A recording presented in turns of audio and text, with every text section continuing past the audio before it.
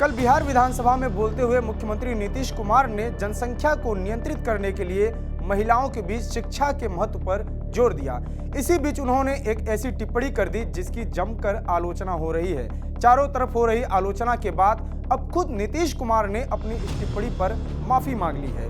उन्होंने कहा कि अगर मेरी टिप्पणी की इतनी निंदा हो रही है और मेरी बात गलत है तो मैं अपनी बात वापस ले रहा हूं।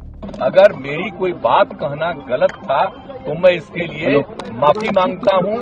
इसको हम वापस करते हैं। अब आइए मुख्यमंत्री नीतीश कुमार के उस बयान को भी सुन लेते हैं जो कल उन्होंने विधानसभा में महिला शिक्षा और जनसंख्या नियंत्रण पर बोलते हुए दिया था। और वो जब शादी होगा लड़का लड़की में तो जो पुरुष है वो तो रोज रात में जो सदिया होता है उसके साथ करता है ना, तो उसी में और पैदा हो जाता है। और लड़की पढ़ लेती है तो हमको मालूम था कि वो करेगा, ठीक है, लेकिन अंतिम में भीतर मत घुसाओ, उसको बाहर कर दो। करता तो है। मुख्यमंत्री नीतीश कुमार द्वारा विधानसभा में दिए इस बयान पर भाजपा जमकर आलोचना कर रही है। वरिष्ठ भाजपा नेता सुशील मोदी ने कहा कि इस अभद्र टिप्पणी के बाद माफी मांगने से काम नहीं चलेगा। देखिए, उन्होंने माफी तो भले ही मांग लिया, लेकिन पूरा बिहार शर्मसार हुआ है। और एक मुख्यमंत्री को भी, नीतीश कुमार जैसे व्यक्ति को इतनी हिम्मत कैसे हुई कि महिलाओं के बारे में इतनी अश्लील, अभद्र, अपमानजनक, सेक्सिस्ट और जिसको कहते हैं कि बी ग्रेड की टिप्पणी करने का उनको साहस कैसे हुआ।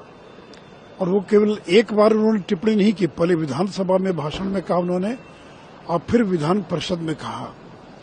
तो आज तक मैंने कभी नहीं देखा था कि मुख्यमंत्री नीतीश कुमार इस प्रकार की भी टिप्पणी करते हों। मुझे लग रहा है या तो उनके ऊपर उम्र का असर हो रहा है, और जिस तरह की अश्लील अभद्र टिप्पणी की है तो केवल माफी मांगने से काम नहीं चलेगा। उनको पूरे देश की जो महिलाएं हैं उनके सामने हाथ जोड़कर और ये कहना चाहिए कि उन्होंने बहुत बड़ी गलती की और आगे से कभी जिंदगी में इस प्रकार की गलती नहीं करेंगे।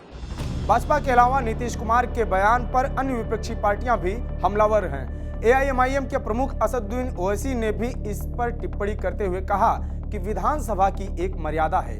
नीतीश कुमार मुख्यमंत्री हैं और वो बिहार के विधानसभा में भाषण दे रहे हैं, उन्हें इस बात का ख्याल होना चाहिए। विधानसभा जो होती है एक बड़ी सेक्रेट जगह होती है। वो एक आम रोड पर बैठकर या किसी घर की चार दीवार में बैठकर गुफ्तगू करने की जगह नहीं है। वो उसका एक मुकाम होता है, उसका एक इकबाल होता है। और वो एक प्रदेश के मुख्यमंत्री हैं, वजीर आला हैं, और वहां पर वो इस तरीके से, जिस तरीके से उन्होंने कहा है, बिल्कुल ही एक वल्गर किस्म की लैंग्वेज थी।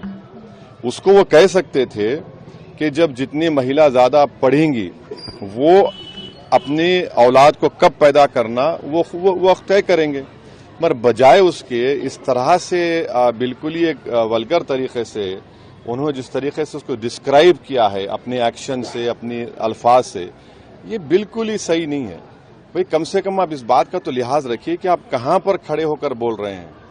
वो बिहार की विधानसभा है, वो कोई सिनेमा थिएटर नहीं है कि लोग वहां पर कोई पिक्चर देखने आ रहे जिसमें सर्टिफिकेट अडल्ट दिया गया है।